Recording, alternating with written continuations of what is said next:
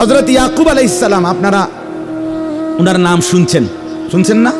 ওই যে ইউসুফ আলাইহিস সালামের বাবা, এই ইয়াকুব আলাইহিস সালামের দুইটা নাম। একটা নাম হলো ইয়াকুব, যেটা আমরা বলি কোরআনের ভাষায়, আমরা ওনাকে ইয়াকুব নবী বলি। আরেকটা নাম আছে ওনার, সেই নামটা হলো ইসরাইল আলাইহিস সালাম, এটা ওনারই নাম। ইসরাইল অর্থ হলো আব্দুল্লাহ, আল্লাহর বান্দা, এটা হিব্রু ভাষার শব্দ।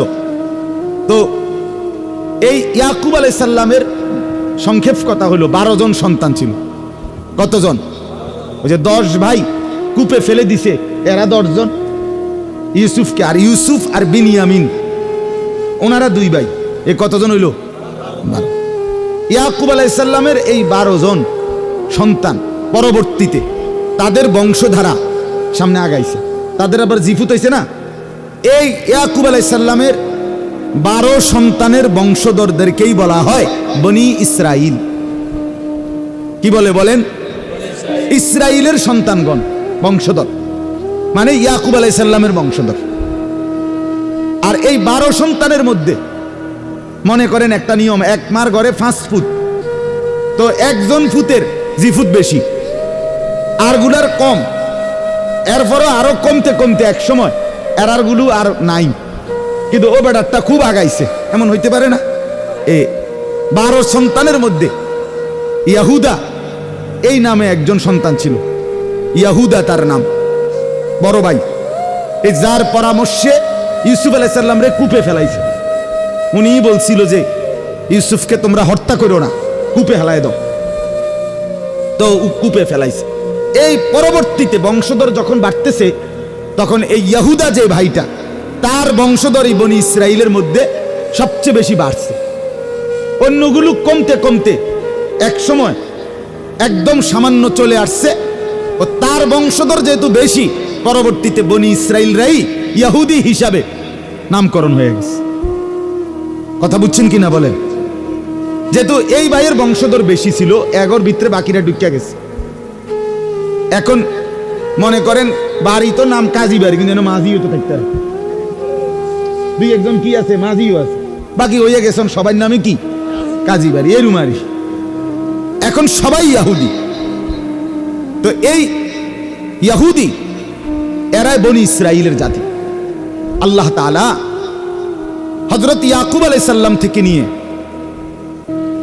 এক টানা ঈসা নবী পর্যন্ত, আমাদের নবীর আগের জন পর্যন্ত প্রায় 1 লক্ষের চাইতে বেশি নবী রাসূল আল্লাহ তাআলা এই জাতিকে হেদায়েতের জন্য, এই জাতিকে সোজা রাস্তায় আনার জন্য, আল্লাহর দিকে ফিরাইবার জন্য যুগে যুগে পাঠাইছেন।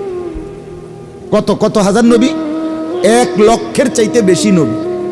কিন্তু এই দুষ্টরা সর্বযুগে অল্প কিছু লোক, সামান্য হাজারে লাখে 2-4-5 জন ছাড়া বাকি সব সর্বযুগে তারা নবীদের সাথে এবং ইমানদারদের সাথে তারা দুষ্টমি, হারামি এবং নাফরমানি করে গেছে।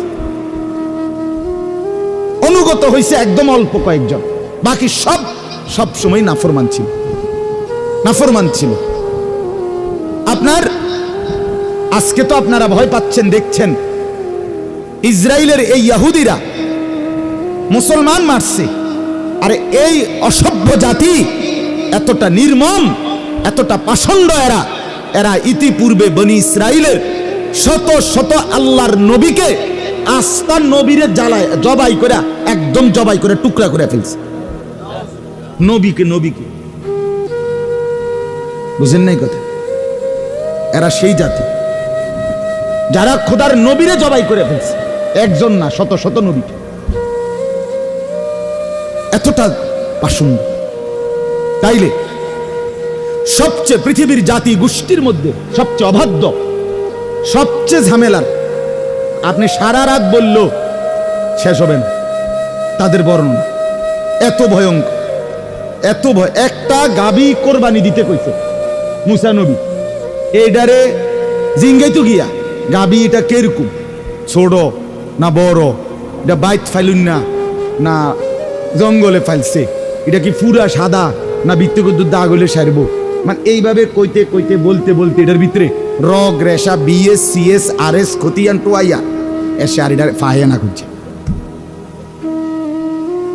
মানে সোজা কথা, মুসা নবীর মতো শ্রেষ্ঠ নবী, 5 জন নবী সবচেয়ে শ্রেষ্ঠ, 5 জন নবীদের মধ্যে এই 5 জন নবীর মধ্যে শ্রেষ্ঠ নবী একজন মুসা আলাইহিস সালাম, একজন নূহ আলাইহিস সালাম, একজন ইব্রাহিম আলাইহিস সালাম, একজন ঈসা আলাইহিস সালাম, একজন মুহাম্মদুর রাসূলুল্লাহ সাল্লাল্লাহু আলাইহি ওয়াসাল্লাম।